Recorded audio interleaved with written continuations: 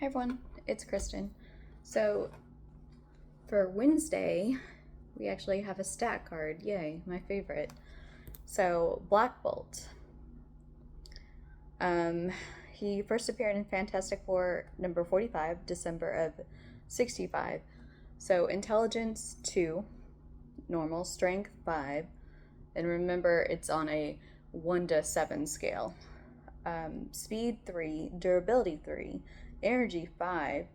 I would think his energy would be 7. I mean, because his voice is like so destructive that he can't even whisper without something happening.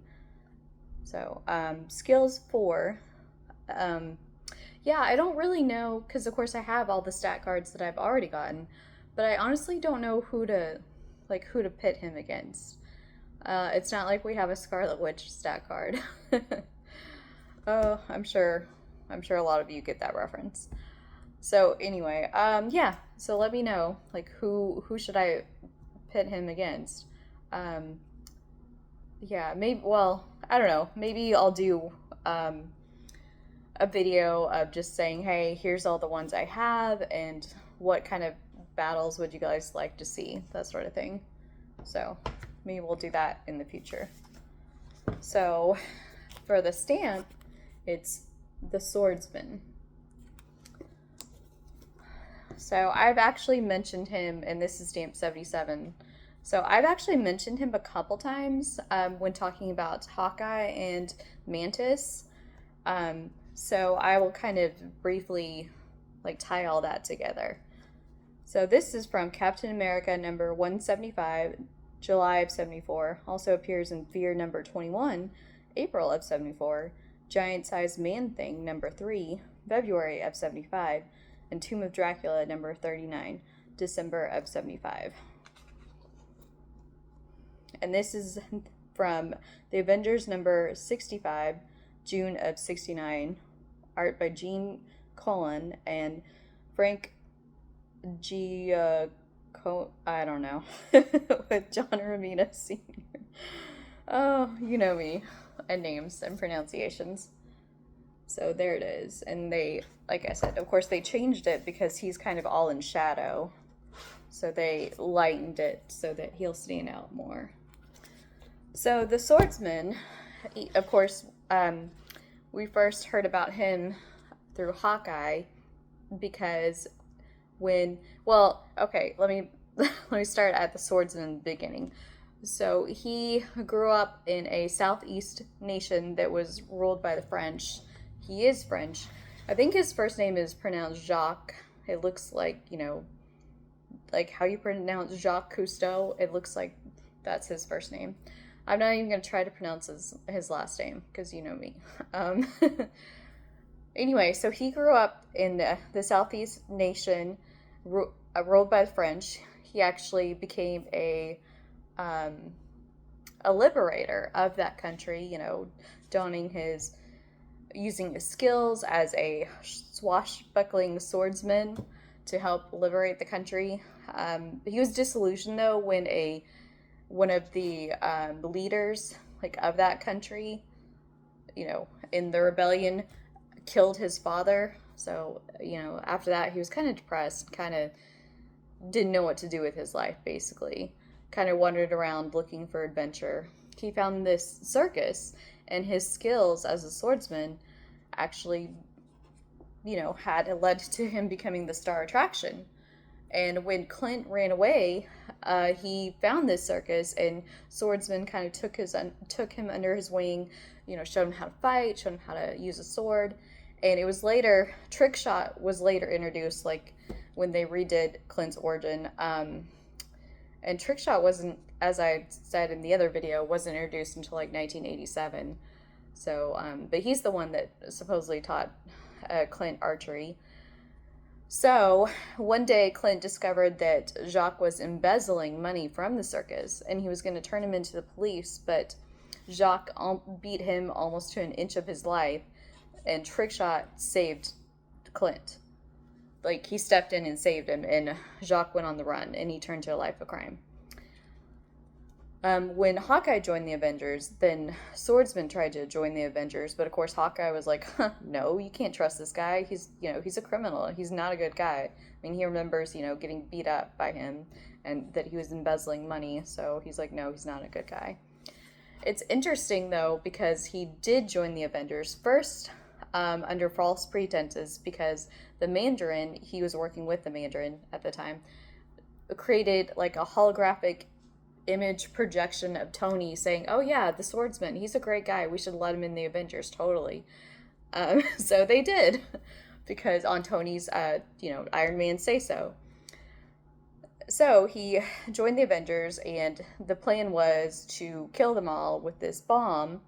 Um, but then he had a change of heart, and he saved the Avengers instead. And he still kind of, you know, participated in a life of crime, though.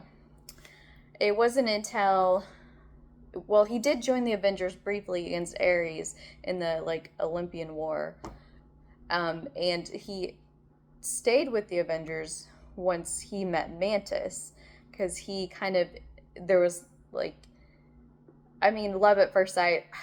I mean, I don't really believe in that, but kind of for him it was love at first sight. So he stayed with the Avengers because Mantis kind of was like an Avengers ally, and so he stayed with them.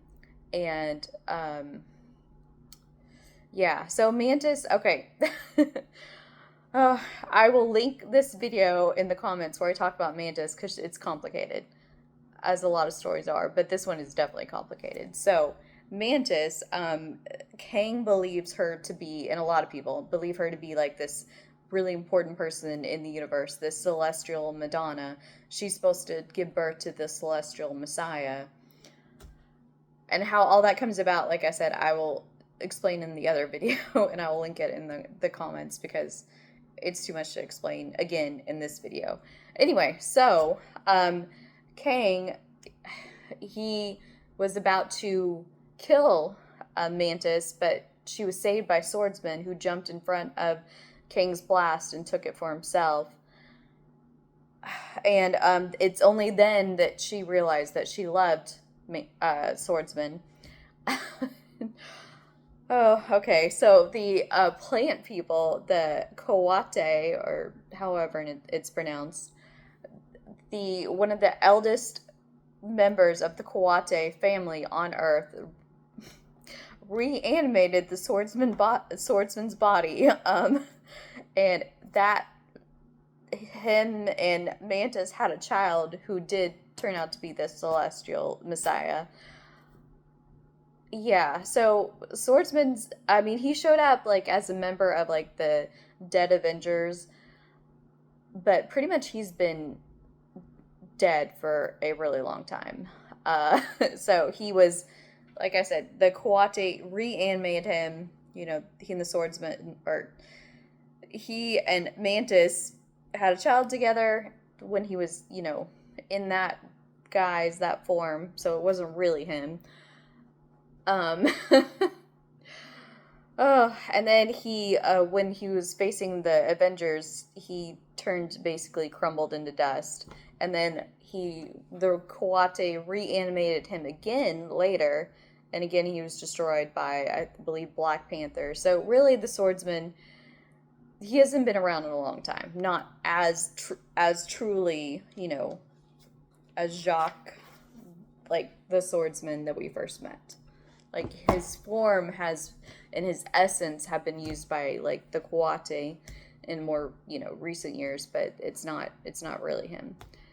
So yeah, like I said, it's complicated, and as I said, I will link the video for Mantis in the comments, because if you're curious as to why Mantis was even involved in these Coate people, and why all these people thought she was the celestial Madonna, and why all these people were after her, that the other video explains it.